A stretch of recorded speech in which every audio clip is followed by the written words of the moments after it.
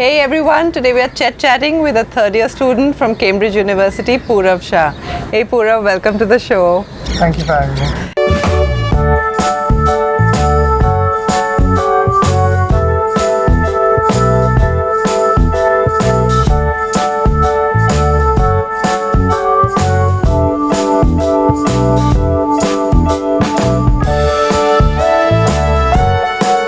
You're doing this very interesting program called Land Economy, which I haven't heard of at any other college. So would you like to tell us something about this program? Yeah, sure. So what land economy really is a very difficult question to answer because it's quite a unique course and there is no really perfect answer to what land economy is, but I'll give it a shot. Land economy is primarily economics and law. And we do a few papers in finance and investment and a few papers in development, sustainability and the environment. So I think it's quite a unique and varied course. The course also has quite a good structure to it. I think in the first year you get a solid grounding in economics, law, quantitative methods, development, and then in your second and third years you can focus more on the aspects that you're more interested in.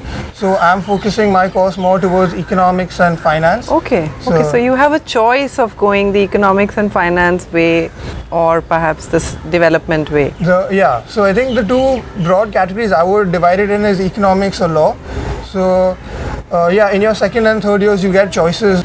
Like if you're more interested in law, you can choose all the law papers. So I think to graduate with a law degree, I think you need to have completed 8 modules, and if you choose the right modules in land economy, you can complete 5 out of the 8 modules. Okay, so that's a very interesting program because the stereotype is that the UK programs go one way, but I think this is a great program because it takes you to 3 different routes. And eco, finance, development, law, I mean, to me it looks like a fabulous program. If you go to the UK, I think one disadvantage is that you get to do one course for 3 years. So it's a bit of a risk when you're on the 12th standard deciding what you want to do. So I think that's why land economy gives you many options. Yeah, I think it certainly does have a good advantage over some of the UK courses. Sure.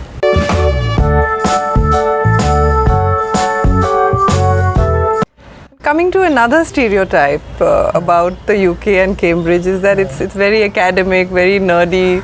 So what do you do, for instance, apart from studying?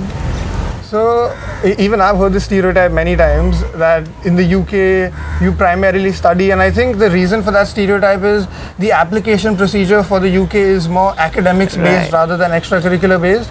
But I think once you get to the university, it certainly isn't like that. There are many clubs and societies that you can get involved in. There are many academic clubs and societies. So there are the Economic Society and the Finance and Investment Society and the Real Estate Society. And these societies host many academic, career and social events. They call top academics from around the world to give speeches. They call employers in that field. There are many which are the fun clubs and societies, you would like to call them. So there's a poker society and a chocolate society and a wine tasting society. So basically fun things that you can do around Cambridge. And what about sport? Yeah, and even sports, there are many different sporting societies in Cambridge as well. And I think what's unique about Oxbridge is that we have the college system over there.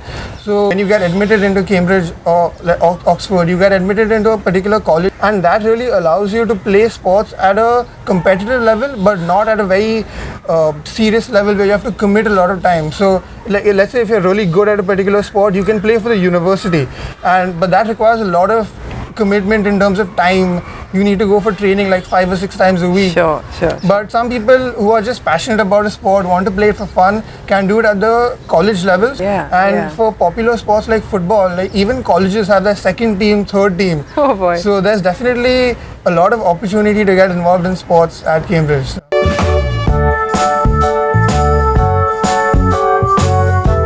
How international is Cambridge in terms of the student profile? Right.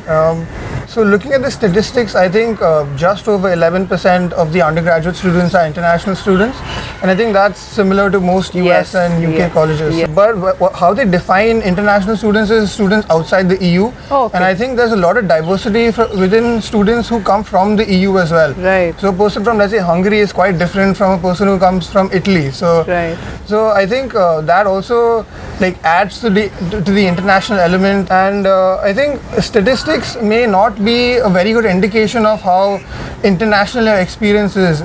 It's more on like the societies that you join or the people who you interact with most. So let's say if you want to meet more Indians, you can join the India Society or the Hindu Society, and they host many events like for Diwali, for Holi and things like that. Okay. And I think like different courses have different number of international students. I find that my course is a bit more international than some of the other courses. Okay. I don't know about the exact numbers, but my estimate is that above 30% of the population in my course at least is international. So Outside of the EU. yeah, outside of the EU. That's So diverse.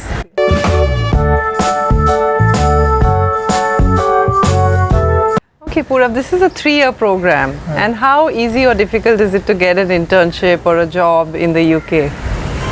So it certainly is quite challenging to get a job as an international student in the UK, but I wouldn't say it's impossible. Right. It's hard because as an international student, you're limited to the number of firms that you can apply to. So in the UK, only some of the big firms can sponsor visas for international students. Right. So let's say if I want to work in the financial services, I can only apply to the top banks, and they tend to be the most competitive because everyone even from within the EU and international students, everyone applies to these top banks. Right. But with the EU students, they have the option of applying to the smaller investment banks, the boutique investment banks as well.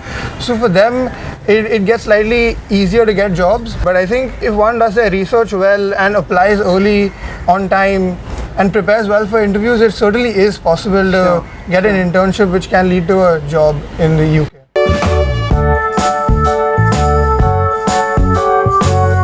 The first unique thing about Cambridge is the university town. Like the town is really beautiful. The colleges in the city centre are old, and it's just an amazing place to be. Like everyone's riding their bikes. So Cambridge has a really good feel around it. Like I quite enjoy being there. It's difficult for someone who's not been there to experience it, but it's got a good feel to the place. Another thing is it's just 1 hour away from London, so if someone feels that the small town is getting a bit boring, they can just hop on a train, and then London opens up many opportunities in terms of like attractions, entertainment, food, like whatever you want. So people often spend their weekends in London and spend a week in Cambridge. So on the academic side, I think what's unique about Oxbridge is the supervision style of learning. Right. So I think in Oxford they call them tutorials. So the system is that students attend lectures by the department, that like all students in that course attend those lectures, and then you have these supervisions which are more individual. Between 2 and 4 students attend the supervision. I think in most other colleges the class sizes are slightly bigger. Right. And having these small supervision groups gives you a lot of individual attention. I think every time you get out of a supervision, you feel like you made progress and you've learned a lot. Yeah. And because there are only 2 to 4 students, you're forced to contribute, so you're forced to prepare well. And I think at the end of the year, it's quite a fulfilling experience. It also, when you're a part of a college, you're also a part of a community within Cambridge. So the community feel is also really good in a college. There's a lot of positive rivalry between the colleges. So like that's a nice, fun aspect of Cambridge. And another thing that I think is very unique about Cambridge is our May Week. So May Week actually happens in June, even though it's called May Week. So it's basically a week of celebrations after the exams get over. So many colleges host balls during May Week. So there are many balls, garden parties and June events during May Week. The balls usually start at like 7 or 8 p.m. and they end at 5, 6 a.m. Okay. Some of them serve breakfast before you leave. So tuxedo events. Yeah, they are the black tie events. Some of them are white tie. And there's a lot going on during the balls. Like bands come to perform. There's a lot of entertainment. There are like bumper cars and Ferris wheels, and there's a lot of food and a lot of drinks. And that is one week that every student in Cambridge looks forward to. Yeah. Sounds like a great fun place to be in and a fabulous program that you're doing. Thank you so much for sharing that with us, Purav. Thank you for being on the show. My pleasure. Please click the subscribe button below. Like me at facebook.com/chetchat101. Follow my Twitter handle, chetchat101, or at Instagram, chetchat101. Please leave your comments in the sections below. And if you'd like me to feature any particular college, please let me know. Thank you.